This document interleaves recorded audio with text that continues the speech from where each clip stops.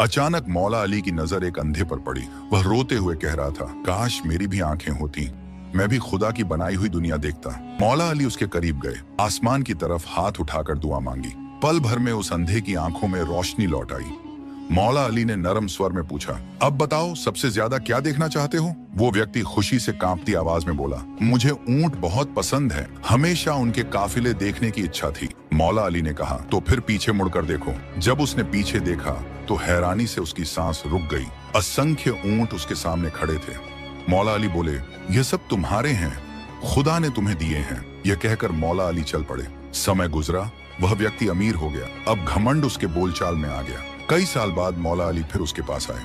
उन्होंने कहा, मैं एक यात्री हूँ, खुदा के नाम पर मुझे एक ऊंट दे दो। वह घमंड से बोला, मेरे पास देने को कुछ नहीं है, ये सब मेरी मेहनत का फल है। मौला अली ने शांति से पूछा, लेकिन तुम तो अंधे थे ना? वो व्यक्ति बोला, नहीं, मैं तो हमेशा से ठीक था।